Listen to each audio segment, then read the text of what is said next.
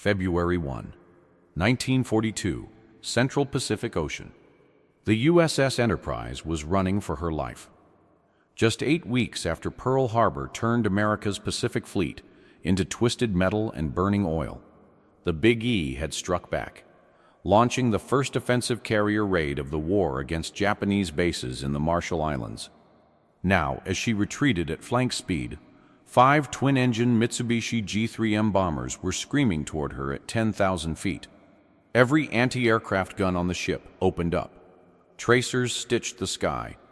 4 of the bombers dropped their payloads, all misses, and peeled away, heading for home. But the 5th bomber didn't turn. Lieutenant Kazuo Nakai's plane was already dying.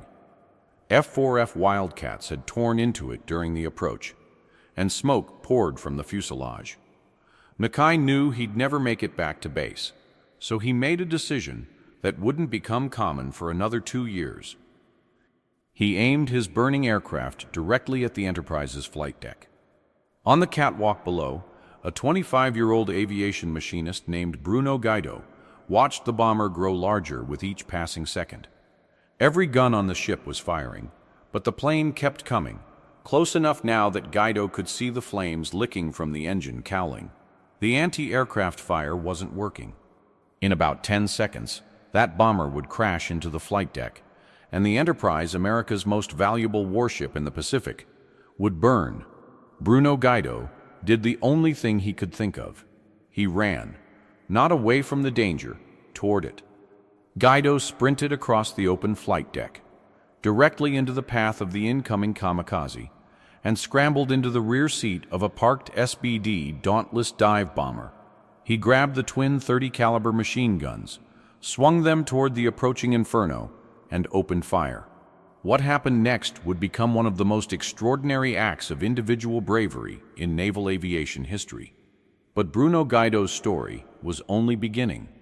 Bruno wanted to join the Navy immediately. The military offered steady pay, 3 meals a day, and something more valuable to a young man from a working-class family, purpose. But his father said no. John Gaido thought his son was too young, just 18. He'd seen enough of the world to know what military service could do to a man, and he wanted Bruno to wait. For 6 long years, Bruno bounced between odd jobs on farms and in a brewery, watching the news from Europe and Asia grow darker, month after month. Germany rearming, Japan on the march. By 1940, even his cautious father knew war was coming. In October that year, he finally relented, and Bruno enlisted in the Navy. After boot camp, Gaido was assigned to Naval Air Station Pearl Harbor on Ford Island, the heart of the Pacific Fleet's aviation operations. There, he began training as an aviation machinist, learning to maintain the complex engines that kept Navy aircraft in the sky. In July 1941, he was temporarily assigned to Scouting Squadron 6, which flew Douglas SBD Dauntless dive bombers from the aircraft carrier USS Enterprise. The assignment was supposed to be temporary, just long enough to learn the basics of carrier aviation. But Bruno Gaido had a way of making himself indispensable. The Dauntless was a 2-seat aircraft. The pilot sat up front, controlling the dive bomber during its near-vertical attacks on enemy ships. The radio man-gunner sat in the rear, operating the radio and manning the twin .30 caliber machine guns that provided rear defense against enemy fighters. As a machinist, Gaido's job was to keep the planes flying. But he also qualified as a rear-seat gunner and quickly developed a reputation for something the Navy valued above almost everything else: toughness. One incident in particular became legend among the Enterprise's air group. In June 1941, a newly reported pilot named Lieutenant Norman Kleiss climbed into his SBD Dauntless to make his first carrier landing. This was one of the most dangerous maneuvers in naval aviation, trying to drop a heavy aircraft onto a pitching deck barely 800 feet long, snagging one of the arresting wires with a tailhook while approaching at over 70 miles per hour. Standard procedure for carrier qualification flights was to fly solo, with sandbags in the rear seat to simulate the weight of a gunner. That way, if something went wrong, If the pilot missed the wires and went over the side, or slammed into the crash barrier, or spun off the deck, only one man would die instead of two. When Kleiss climbed into his cockpit, he expected to find sandbags. Instead, he found Bruno Guido. Guido was already strapped in, manning the rear guns, a slight grin on his face. "What the hell are you doing here?" Kleiss demanded. "This is my qual flight. Get out." Guido didn't move. "You got wings, don't you?" he said. Kleiss tried to argue, tried to explain the danger, tried to order Guido out of the aircraft. But Guido just sat there, completely calm, completely confident, waiting for the pilot to stop talking and start flying. Kleiss would later say that Guido's confidence transformed his own mindset. If this machinist believed in him enough to risk his life on a qualification flight, then maybe Kleiss could believe in himself too. He made 6 perfect landings that day. Dusty Kleiss would go on to become one of the most decorated dive bomber pilots of World War II, the only pilot to score direct hits on 3 different Japanese ships at the Battle of Midway, all of which sank. He received the Navy Cross and lived to be 100 years old. But he never forgot the machinist who believed in him when it mattered most.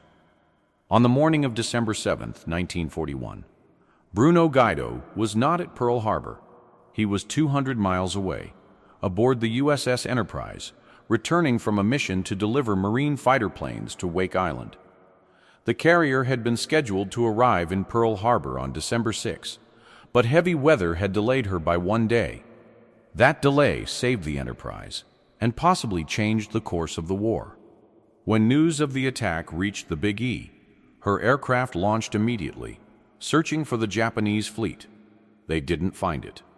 The 6 Japanese carriers had already disappeared into the vast Pacific, leaving behind the burning wreckage of Battleship Row. Enterprise scout planes arrived over Pearl Harbor during the attack itself, and several were shot down, some by Japanese Zeros, others by friendly fire from panicked American gunners who shot at anything in the sky. That evening, the Enterprise crept into Pearl Harbor in darkness. Her crew saw what the Japanese had done, the Arizona still burning, the Oklahoma capsized, the fleet they'd trained with for years reduced to twisted steel and floating oil. "Where in hell were you?" Angry voices called from the docks. "You'd better get the hell out of here before the Japs come back and nail you too." They refueled in the shadow of burning ships, working through the night, and by 0600 the next morning, Enterprise had cleared the harbor channel and returned to the vast Pacific. It was December 9th, 1941. America was at war, and the Enterprise, one of only 3 operational carriers in the Pacific, was the tip of the American spear. The weeks after Pearl Harbor were brutal, one outpost after another. Wake, the Philippines, Hong Kong, much of Southeast Asia, fell to Japan in rapid succession. With the battleships wrecked at Pearl Harbor, only a handful of carriers stood between Japan and the rest of the Pacific. Admiral Chester Nimitz knew he couldn't change the whole war overnight, but he could hit back, if only to show America it could still fight. On January 11th, 1942, Enterprise departed Pearl Harbor as part of Task Force 8, under the command of Vice Admiral William Bull Halsey, one of the most aggressive naval commanders in American history. Their target, the Marshall Islands, where Japan had established air and naval bases that threatened American shipping lanes. Commander Thomas Jeter, the Enterprise's executive officer, summed up the crew's mood in the ship's plan of the day. "An eye for an eye, a tooth for a tooth. This Sunday, it's our turn to shoot." The raid was scheduled for February 1st, 1942, a Sunday, just like Pearl Harbor. It would be America's first offensive action of the Pacific War. The raid on the Marshall Islands began before dawn. Enterprise launched 36 SPD Dauntless dive bombers against Kwajalein, Wachi, and Malawalap atolls. The attacks caught the Japanese by surprise, destroying aircraft on the ground, sinking ships in the harbors, and wrecking shore installations. It was payback. Small payback, but payback nonetheless. But the Japanese struck back. At approximately 1:40 p.m., as Enterprise retired from the area at high speed, 5 Mitsubishi G-3M Nell bombers found her. They had flown from Roy Airfield on Kwajalein, tracking the American carrier through a combination of luck and determination. The bombers approached from the starboard bow at 10,000 feet. Enterprise's anti-aircraft batteries opened up, throwing up a curtain of steel. F-4F Wildcats from the Combat Air Patrol dove on the attackers. The Nells went into a shallow power dive, each dropping 3 bombs. Captain George Murray threw the Enterprise into hard maneuvers, and all 15 bombs missed the nearest splashing into the water, about 50 feet off the port quarter. 4 of the bombers turned for home. The 5th did not. Lieutenant Kazuo Nakai's bomber was finished. Wildcat fighters had riddled it during the approach, and flames were now visible, streaming from the engines. The plane was dying, and Nakai knew he would die with it, so he made a choice. Instead of trying to nurse his crippled aircraft back to base, a journey he would never complete, Nakai turned sharply left and aimed his bomber directly at the Enterprise. This was something new. The term kamikaze wouldn't be coined for another 2.5 years, when Japan would make suicide attacks official policy. But Lieutenant Kazuo Nakai, in the first weeks of the war, had independently arrived at the same conclusion that would later consume an entire generation of Japanese pilots. If he was going to die anyway, he would take as many Americans with him as possible. On the Enterprise, every gun that could bear opened fire. Tracers streaked toward the approaching plane. Shells burst around it. But the Nell kept coming. Lower now. Flames streaming. Guns still firing. The anti-aircraft fire wasn't stopping it. From his position in the catwalk, a narrow walkway along the edge of the flight deck, aviation machinists, mate third-class Bruno Gaido watched the bomber grow larger. He had seconds to act. Bruno Gaido's battle station was in the catwalk, not in an aircraft. His job during combat was to stay put, stay safe, and wait for the shooting to stop, so he could return to his real work, keeping the dive bombers in the air. But Bruno Gaido had never been very good at staying put. As the burning bomber closed in, Gaido did something that made absolutely no sense by any rational calculation. He climbed out of the protected catwalk, ran across the exposed flight deck, directly toward the incoming aircraft, and scrambled into the rear seat of a parked SBD Dauntless dive bomber. It was Aircraft 6S5, one of the Dauntlesses from Scouting Squadron 6. Gaido's normal position when this plane was airborne, but right now it was just a parked aircraft with a tank full of aviation fuel and bombs still mounted under its wings. If the Japanese bomber hit the flight deck, this aircraft would explode. Gaido knew this. He didn't care. He grabbed the twin .30 caliber machine guns, swiveled them toward the approaching bomber, and opened fire. From Admiral Halsey's position on the bridge, the scene was surreal. Amid the chaos of anti-aircraft fire and maneuvering, one man had run toward the danger instead of away from it. Now he was standing in the rear seat of a parked dive bomber, firing point blank at a burning Japanese aircraft that was about to crash into the ship. Witnesses would later describe it as a personal duel, the Japanese pilot and the American machinist trading fire in the final seconds before impact. Gaido stood to depress his guns, aiming down into the low-flying bomber's cockpit. Tracers poured from his weapons directly into the glass and metal of Nakai's aircraft.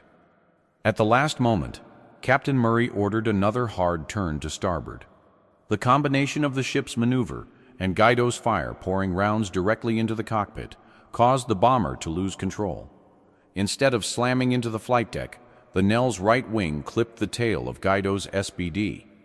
The impact sheared the tail clean off, 3 feet from where Gaido was still firing.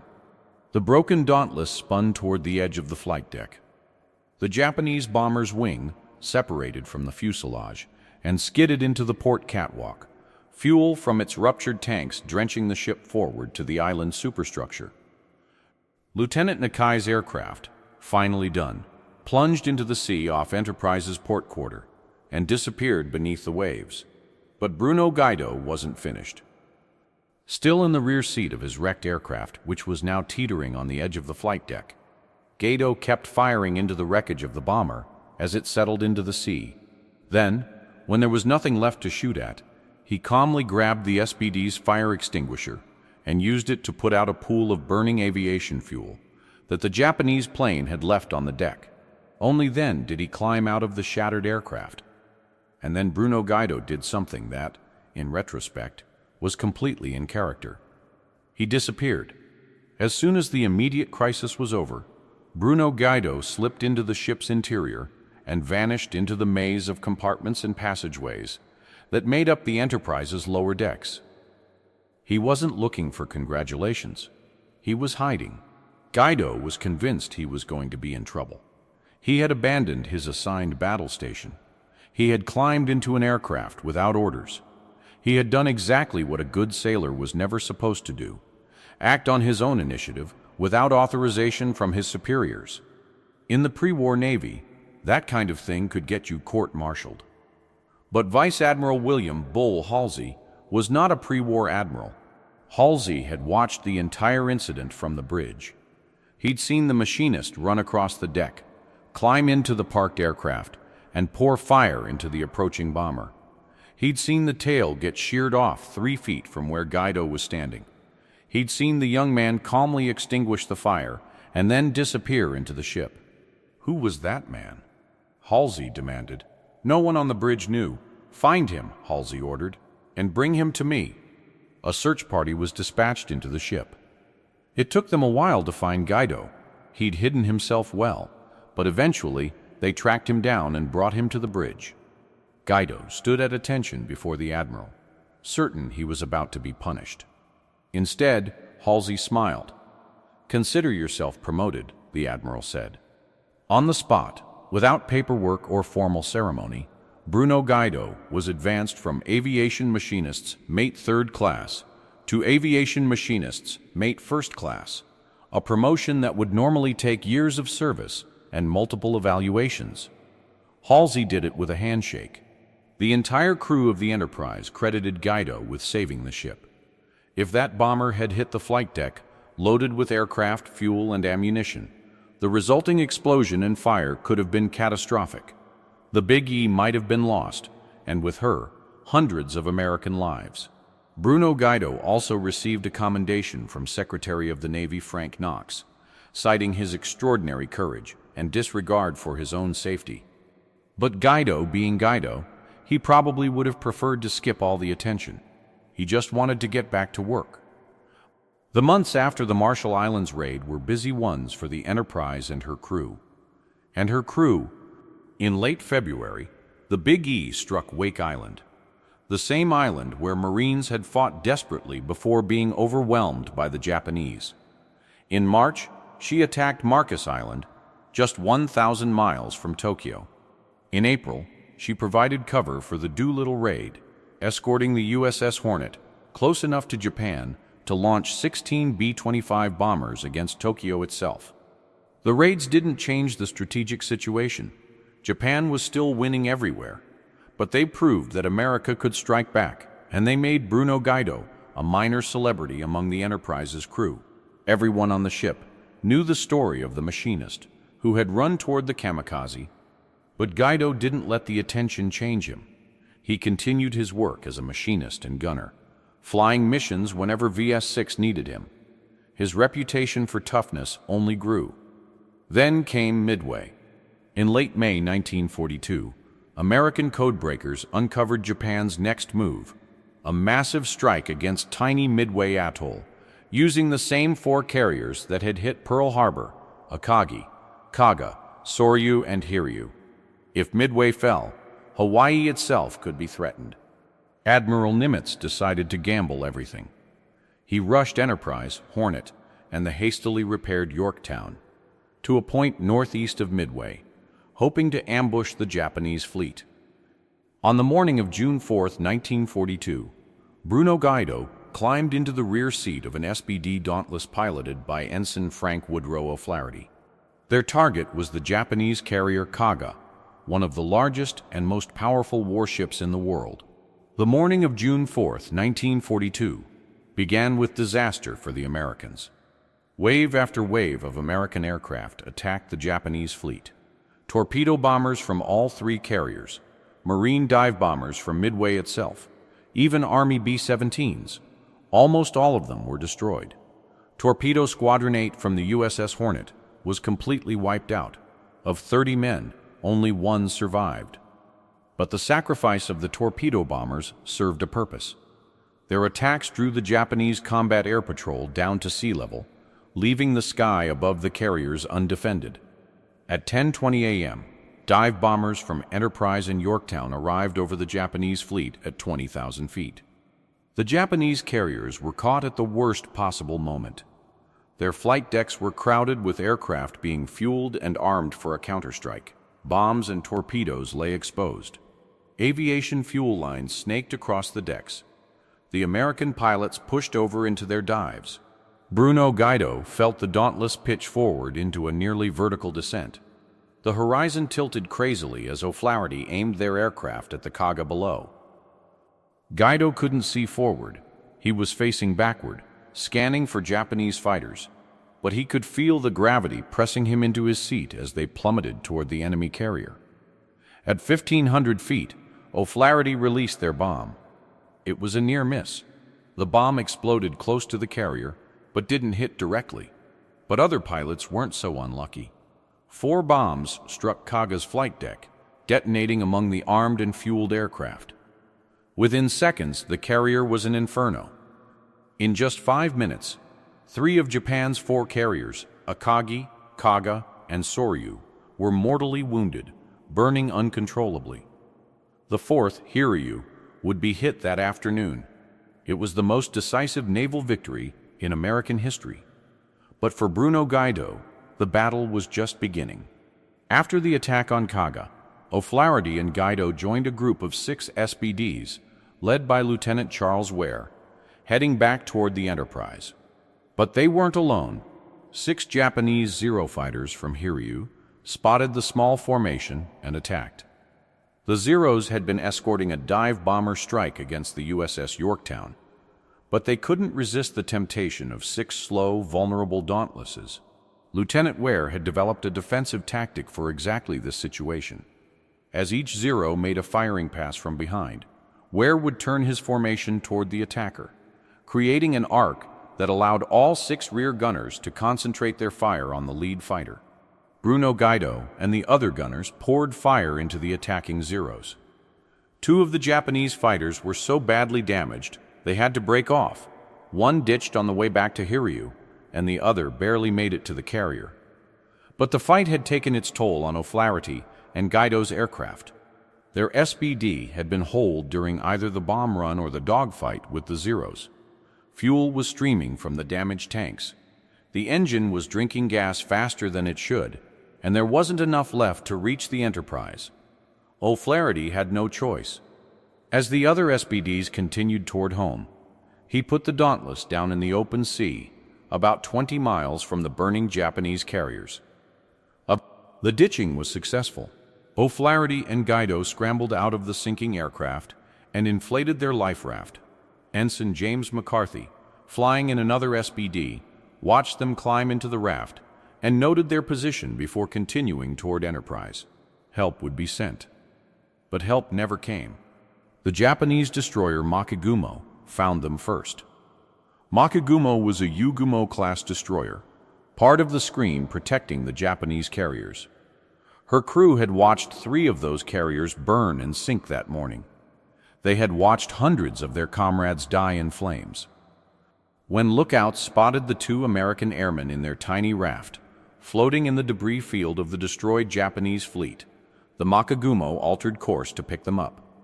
Ensign Frank O'Flaherty and aviation machinists mate First Class Bruno Gaido became prisoners of the Imperial Japanese Navy.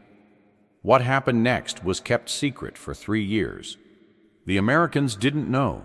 The families didn't know. O'Flaherty and Gaido were simply listed as missing in action, one of thousands of such designations in the chaos of the Pacific War.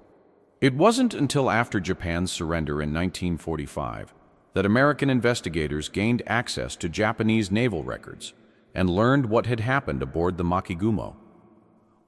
For 11 days, O'Flaherty and Guido were held aboard the Machinist. They were interrogated intensely, according to Japanese records. The Japanese wanted to know everything: the strength of the American carrier force, the disposition of ships, the defenses of Midway Island. The Japanese claimed that Guido provided useful information about Midway's defenses, but this was almost certainly false. Bruno Guido had never been to Midway Island. He was a carrier-based machinist and gunner. He had no knowledge of the island's defenses, troop strengths, or fortifications. Neither did O'Flaherty.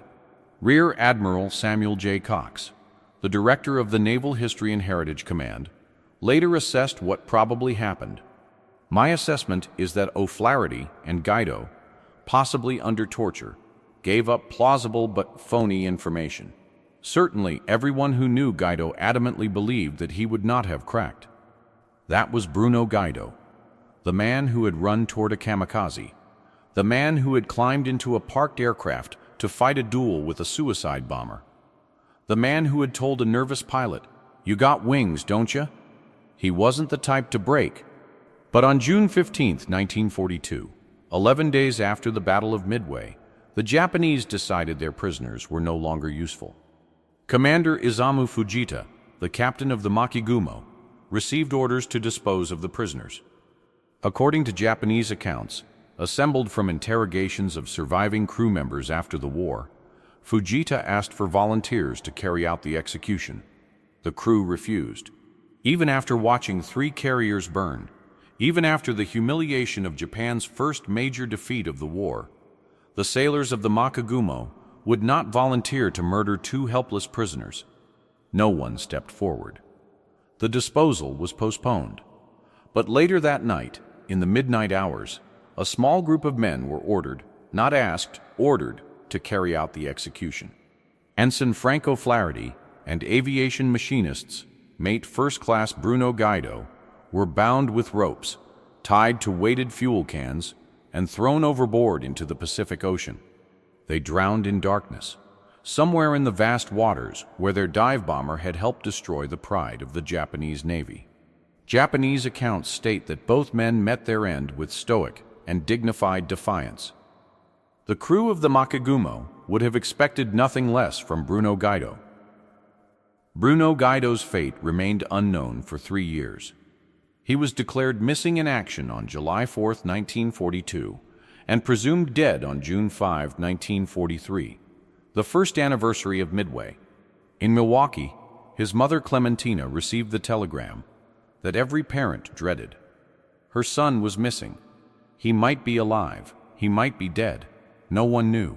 She never recovered. Clementina Guido died less than 2 months after Bruno was reported missing. The family later said the stress of not knowing what had happened to her son had killed her. In April 1943, Bruno Guido was posthumously awarded the Distinguished Flying Cross. The citation read, "With heroic and meritorious devotion to duty, he rendered valuable assistance to his pilot by detailing continuous, specific, and comprehensive information concerning the disposition and movements of enemy Japanese units. His courage and cool determination in carrying out this vital task in the face of furious and repeated attacks were in keeping with the highest traditions of the United States Naval Service." It wasn't until after the war that the full story emerged.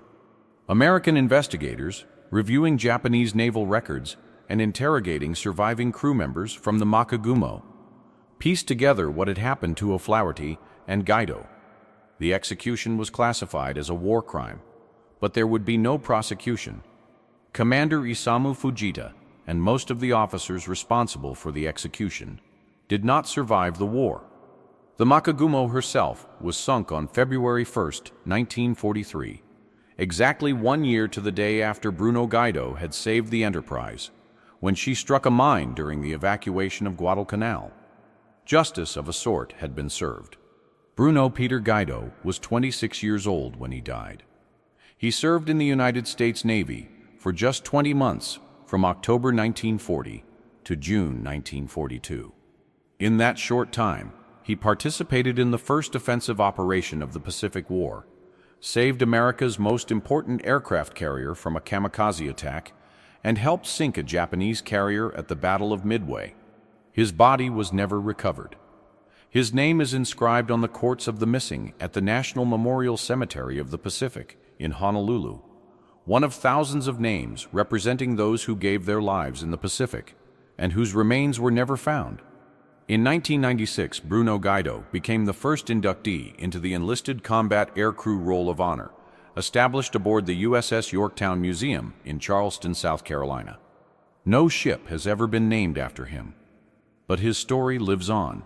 Dusty Cleiss, the pilot who made his first carrier landings with Gaido in the rear seat, went on to become one of the most decorated aviators of the war. He scored hits on 3 Japanese ships at Midway, all of which sank. He received the Navy Cross. He lived to be 100 years old, passing away in 2016. Before he died, Cleiss wrote a memoir called Never Call Me a Hero. In it, he devoted several pages to Bruno Gaido, the machinist who believed in him when it mattered most. "You got wings, don't you?" That was Bruno Gaido, a young man from Milwaukee who wanted to serve his country. A machinist who kept the dive bombers flying, a gunner who ran toward danger when everyone else ran away. He didn't live to see the end of the war. He didn't live to see Japan's surrender, or the parades, or the celebrations. He died in darkness, bound and weighted, thrown into the same ocean where he had helped change the course of history. But in that one moment on February 1, 1942, when he climbed out of safety and ran across the flight deck toward a burning kamikaze, Bruno Gaido showed what one person could do when they decided to act. He saved a ship, he saved hundreds of lives, and he proved that courage isn't about not being afraid. It's about being afraid and jumping anyway.